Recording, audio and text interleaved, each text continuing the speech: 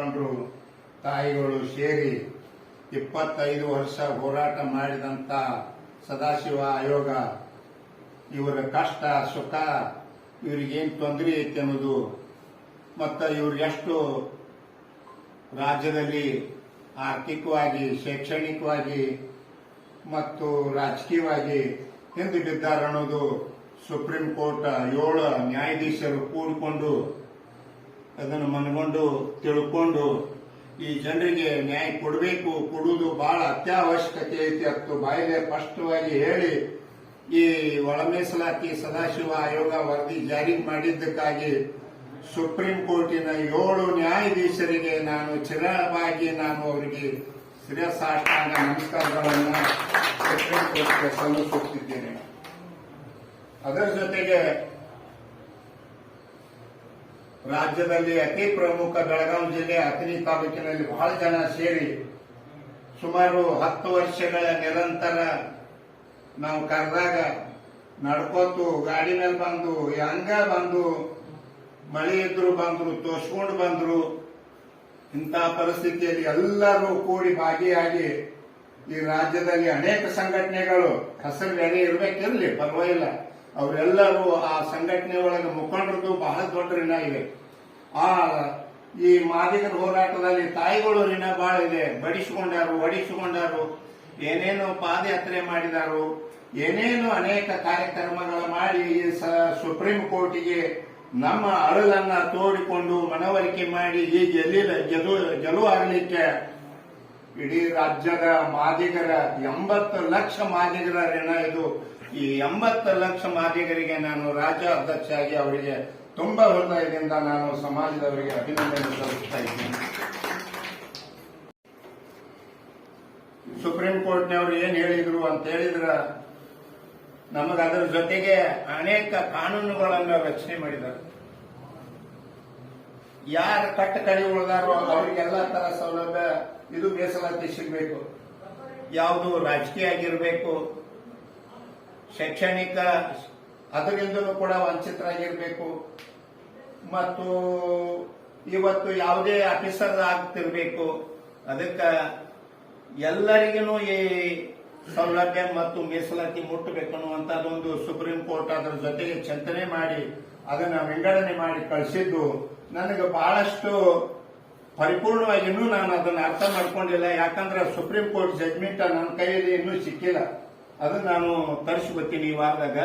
ತರಿಸಿಕೊಂಡು ಅದನ್ನ ಏನೇನ್ ಮಾಡ್ಯಾರೋ ಅದನ್ನ ಎಲ್ಲನೂ ಮಾಡಿದ್ದಕ್ಕ ಅದನ್ನು ತಿಳ್ಕೊಂಡು ಸುಪ್ರೀಂ ಕೋರ್ಟ್ಕ ಇದನ್ನ ನಾನು ಮತ್ತೊಮ್ಮೆ ನಾನು ಅಭಿನಂದನೆ ಸಲ್ಲಿಸ್ತಾ ಇದ್ದೀನಿ.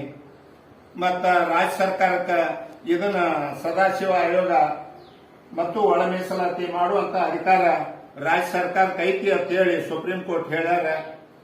ಅದನ್ನ ಅವರು ರಾಜ್ಯ ಸರ್ಕಾರದವರು ತಕ್ಷಣ ಇದನ್ನ ಕೈಗೆತ್ತಿಕೊಂಡು ಟೈಮ್ ಹಾಕಲಾರ್ದ ನಾವು ಬಹಳ ದಿವಸ ಟೈಮ್ ಹಾಕೊಂಡಿವಿ ಸರ್. 25 ವರ್ಷ ಹೋರಾಟ ಮಾಡಿವಿ. 25 ವರ್ಷ ದಿನ ನಾವು ಕಾಲೇ ತಾಟಿಟ್ಕೊಂಡು ರಾಜ್ಯದಲ್ಲಿ ಸರ್ಕಾರಕ್ಕ, ಕೇಂದ್ರ ಸರ್ಕಾರಕ್ಕ ಮತ್ತು ನ್ಯಾಯಾಧೀಶರಿಗೆ ಮುಂದೆ ನಾವು ಕಾಲೇ ತಾಟ್ ಇಟ್ಕೊಂಡು ಕೂತೀವಿ. ಈಗ ನೀಡ್ಯಾರತ್ತಂದ್ರು ಇದು ನಾವು ಉಂಡಂಗ ಆಗೈತಿ, ಹೊಟ್ಟೆ ತುಂಬಿದ ಗತಿ ಆಗೈತಿ. ಕರೆ ನಮ್ಗಿನ್ನೂ ಬಾಯಾಗ ಹಣ್ಣು ಬಿದ್ದಿಲ್ಲ. ಇದು ಹಣ್ಣು ಬೀಳಬೇಕು, ಇದಾಗಬೇಕು. ಇನ್ನೂ ಕಾಲೇ ತಾಟ್ ಐತೆ ಅಂದ್ರೆ ಈ ತಾಟಿಗೆ ನೀಡಬೇಕಾದದ್ದು ನಮ್ಮ ರಾಜ್ಯ ಸರ್ಕಾರ ನೀಡಬೇಕೈತಿ, ಬಹಳ ಅವಶ್ಯಕತೆ ಐತಿ. ಇದಕ್ಕ ರಾಜ್ಯ ಸರ್ಕಾರಕ್ಕ ಮತ್ತು ಸಾಮಾನ್ಯ ಬಡವರ ಮುಖ್ಯಮಂತ್ರಿ, ದಲಿತರ ಮುಖ್ಯಮಂತ್ರಿ ಅವರು ಸಿದ್ದರಾಮಯ್ಯ ಸಾಹೇಬರು, ಅವ್ರು ದಲಿತರಲ್ಲ ಆತ ನೀವು ಅಂದ್ರು ಸಹಿತ ದಲಿತರ ಪ್ರೇಮಿಗಳದಾರ ಅಂದ್ರೆ ನಮ್ಮ ದಲಿತರ ಮುಖ್ಯಮಂತ್ರಿಗಳು. ಬಡವರ ಪ್ರೀತಿಗಾರದಾರಲ್ಲ ಬಡವರ ಮುಖ್ಯಮಂತ್ರಿಗಳು ಅವರು. ಇದೇ ನಮ್ಮ ದಲಿತರ ಮುಖ್ಯಮಂತ್ರಿ ಅದಾರಂತ ತಿಳ್ಕೊಂಡು ನಾವು ದಲಿತರ ಮುಖ್ಯಮಂತ್ರಿ ಆಗ್ತಾರ ಸಿದ್ದರಾಮಯ್ಯ ಸಾಹೇಬರತ್ತ. ಸಿದ್ದರಾಮಯ್ಯ ಸಾಹೇಬರಿಗೆ ನಾವು ರಾಜ್ಯದಲ್ಲಿ ಮತ ಕೊಟ್ಟು 136 ಶಾಸಕರನ್ನ ಸದಸ್ಯರನ್ನ ಮಾಡಿ ಅವ್ರ ಸರ್ಕಾರ ನಾವು ಮಾಡಿವಿ. ಮತ್ತು ಪಕ್ಷದ ಮೇಲೆ ನಮ್ಮ ಋಣ ಬಹಳ ಐತಿ. ಮತ್ತು ನಮ್ಮ ರಾಜ್ಯ ಸರ್ಕಾರ ಇದನ್ನ ನಮ್ಮ ಮೇಲೆ ಪ್ರೀತಿ ಮಾಡಿ ನಮಗೂ ಇದೊಂದು ಎಲ್ಲ ಅಂತಃಕರಣ ಮಾಡಿದಿರಿ. ಬಹಳಷ್ಟು ಜನ ಮಹಿಳೆಯರ ಮೇಲೆ ಬಹಳ ಅಂತಃಕರಣ ಮಾಡಿರಿ, ಕಡು ಬಡವ್ರ ಮೇಲೆ ಬಹಳ ಅಂತಃಕರಣ ಮಾಡಿರಿ. ಇವತ್ತು ರಾಜ್ಯ ಸರ್ಕಾರ ಹೆಂಗೈತಿ ಅಂತ ತಿಳ್ಕೊಂಡ್ರ ಏನು ನೀಗಲಾರ್ದಂತ ಸರ್ಕಾರ ಮೇಲೆ ಬದುಕುವಂತ ವ್ಯವಸ್ಥಿತಿ ಸಿದ್ದರಾಮಯ್ಯ ಸಾಹೇಬರು ಮಾಡ್ಯಾರ, ಅಂತ ಪುಣ್ಯ ಕೆಲಸ ಮಾಡ್ಯಾರ. ಯಾಕಂತ ಕೇಳಿದ್ರೆ ನಮ್ಮ ಮನೆಯಾಗ ಲೈಟ್ ಇಲ್ಲ ಅಂದ್ರೆ ಲೈಟ್ ಬಿಲ್ ಕೊಟ್ಟಾರ. ಮತ್ತು ನಮ್ಮ ಮಹಿಳೆಯರು ಎಲ್ಲೆಲ್ಲಿ ಊರಿಗೆ ಹೋಗ್ತೀವಿ ಅಂದ್ರೆ ಬಸ್ ಫ್ರೀ ಕೊಟ್ಟಾರ.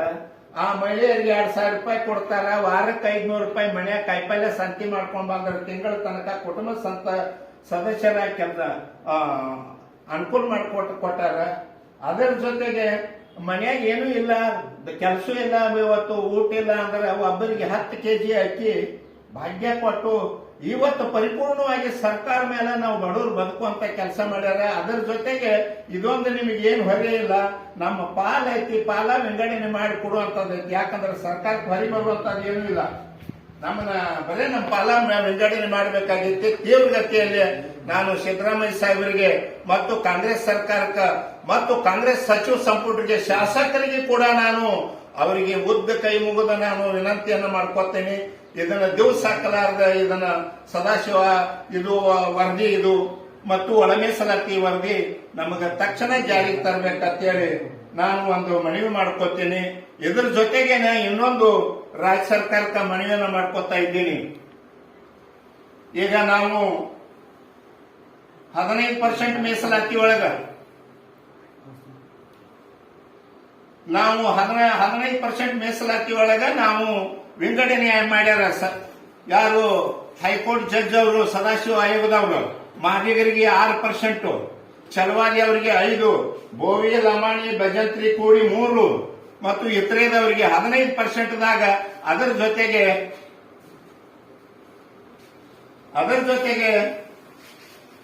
ಈ ಹಿಂದಿನ ಬಿಜೆಪಿ ಸರ್ಕಾರ 2% ಮೀಸಲಾತಿ ಹೆಚ್ಚು ಮಾಡಿದ್ರು. 2% ಮೀಸಲಾತಿ ಹೆಚ್ಚು ಮಾಡಿದಂತದ್ದು ಬಿಜೆಪಿ ಪಕ್ಷದವರು ಮೀಸಲಾತಿ ಹೆಚ್ಚು ಮಾಡಿದ್ರು. ಹೆಚ್ಚು ಮಾಡಿ ಸರಿಯಾದ ರೀತಿಯಲ್ಲಿ ಅದನ್ನು ಹಂಚಿಕೆ ಮಾಡಲಿಲ್ಲ. ಆ 2%ದಲ್ಲಿ ಚಲವಾದಿ ಅವರಿಗೆ 50 ಪಾಯಿಂಟ್ ಕೊಟ್ಟಾರ. 1.5% ಬೋವಿ ಲಮಾಣಿ ಭಜಂತ್ರಿ ಕೊಟ್ಟಾರ. ಅವರು 3%, ಅವ್ರು ಇರುವುದ ಸಂಖ್ಯೆನ 3%, ಅವ್ರು 4.5% ಏರಿಸ್ತಾರ. ನಾವು 6% ಇದ್ದವರು ನಾವು 6% ಅದೀವಿ ಅಂದ್ರೆ ನಮ್ಮ ಎಸ್ಸಿ ಒಳಗ.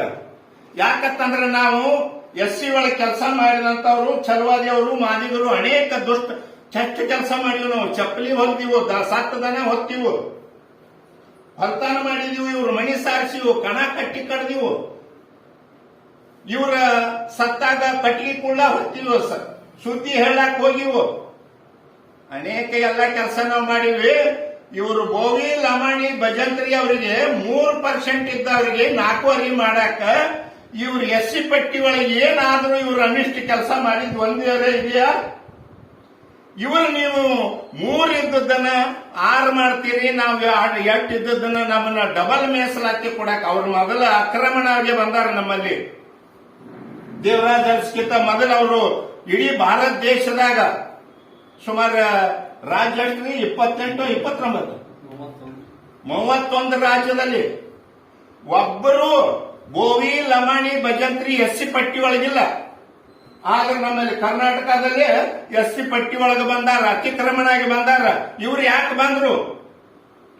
ಇವ್ರು ಏನ್ ಮಾಡಿದ್ರು ಎಸ್ಸಿ ಪಟ್ಟಿ ಒಳಗೆ ಬರ್ಲಾಕ? ಇವ್ರು ಎಸ್ಸಿ ಪಟ್ಟಿ ಒಳಗೆ ಯಾಕೆ ಇರಬೇಕು? ನಾವ್ ಯಾಕೆ ಅದನ್ನು ಹೋರಾಟ ಮಾಡಬಾರ್ದು? ಇವ್ರನ್ನ ಯಾಕೆ ಎಸ್ಸಿ ಪಟ್ಟಿಯಿಂದ ತೆಗಿಬಾರ್ದು? ನಾನು ಸರ್ಕಾರಕ್ಕೆ ಆಗ್ರಹ ಮಾಡ್ತೀನಿ, ಅವ್ರನ್ನ ಎಸ್ಸಿ ಪಟ್ಟಿಯಿಂದ ಆದ್ರೂ ಕೂಡ ಇವತ್ತು ತೆಗೆದು ಹಾಕಬೇಕು. ಇಲ್ಲ ಆದ್ರೆ ನಮಗೆ ಸರಿಯಾದ ರೀತಿಯಲ್ಲಿ 2% ಬಿಜೆಪಿ ಗೌರ್ಮೆಂಟ್ ಏನ್ ಮೀಸಲಾತಿ ಕೊಟ್ಟತಿ ಅದು ನಮಗೆ 90 ಪಾಯಿಂಟ್ ಬರ್ತತಿ. ಬೋವಿ ಲಮಾಣಿ ಭಜಂತ್ರಿಗೆ 30% ಹೋಗ್ತತಿ, ಅವ್ರಿಗೆ 30 ಪಾಯಿಂಟ್ ಹೋಗ್ತತಿ. ಪರ್ಸೆಂಟ್ ಅಲ್ಲ, 30 ಪಾಯಿಂಟ್ ಹೋಗ್ತತಿ. ನಮಗೆ 90 ಪಾಯಿಂಟ್ ಬರ್ತತಿ. 70 ಪಾಯಿಂಟ್ ಚಲವಾದಿ ಅವ್ರಿಗೆ ಬರ್ತತಿ. ಆ ಪ್ರಕಾರ ಹಂಚಿಕೆ ಮಾಡೋದು ಬಿಟ್ಟ ಒಮ್ಮೆ ಏಕದಮ್ಮ ಬಿಜೆಪಿ ಸರ್ಕಾರದವರು ತಮ್ಮ ಮಣಿ ಆಸ್ತಿ ಗಂಟಿದ್ದವ್ರಂಗ ಪಟಕನ ತೆಗೆದು ಅವ್ರನ್ನ ಎಸ್ಸಿ ಮೇಲೆ 2% ತಗೊಂಡು 1.5% ಎಸ್ಸಿ ಅವರಿಗೆ ಇವರಿಗೆ ಬೋವಿ ಲಮಾಣಿ ಭಜಂತ್ರಿ ಕೊಟ್ಟಾರಲ್ಲ ಅದನ್ನ ಆ ಹಂಚಿಕೆಯನ್ನು ರದ್ದು ಮಾಡಬೇಕು. ನಾವು 80% ಯಾವ ಪ್ರಕಾರ ಅದೀವೋ ಆ ಪ್ರಕಾರ ಹಂಚಬೇಕು. ಇಲ್ಲ ಅದರ ಒಂದು ದಿನ ನಾವು ಅವ್ರನ್ನ ಎಸ್ಸಿ ಪಟ್ಟಿಯಿಂದ ತೆಗಿಬೇಕಾಗ್ತದೆ. ಇಡೀ ರಾಜ್ಯದ ನಾವು ದಲಿತರು ಹೋರಾಟ ಮಾಡಿ ಅವ್ರ ಪಟ್ಟಿಯಿಂದ ತೆಗಿಸ್ಬೇಕಾಗ್ತದೆ. ಯಾಕಂದ್ರೆ ಇಲ್ಲ ಅವರು ಇಡೀ ಭಾರತ ದೇಶದಾಗ ಇಲ್ಲ ನಮ್ಮಲ್ಲೇ. ಯಾಕಾದ್ರೆ ಅವ್ರು ಎಸ್ಸಿ ಹೋರಾಟ ಮಾಡಬಾರ್ದು. ಇಡೀ ನಾವೆಲ್ಲ ಸಂಘಟನೆ ಕೂಡಿಕೊಂಡು ನಾನು ಒಂದು ಬೆಂಗಳೂರಿನಲ್ಲಿ ಮೀಟಿಂಗ್ ತಗೊಂಡು ಇದನ್ನ ನಿರ್ಣಯ ತಗೊಂಡು ಅವ್ರ ಹೆಸರು ಪಟ್ಟಿಯಿಂದ ತೆಗಿಬೇಕತ್ತು ಅನ್ನುವಂತ ನಿರ್ಣಯಕ್ಕೆ ನಾನು ಬರ್ತೀನಿ. ಇಲ್ಲ ಆದ್ರೆ ನಮ್ಮ ಸರಿಯಾದ ರೀತಿಯಲ್ಲಿ ನಮ್ಮ ಇವತ್ತು ಮೀಸಲಾತಿ ಹಂಚಿಕೆ ಮಾಡಬೇಕು.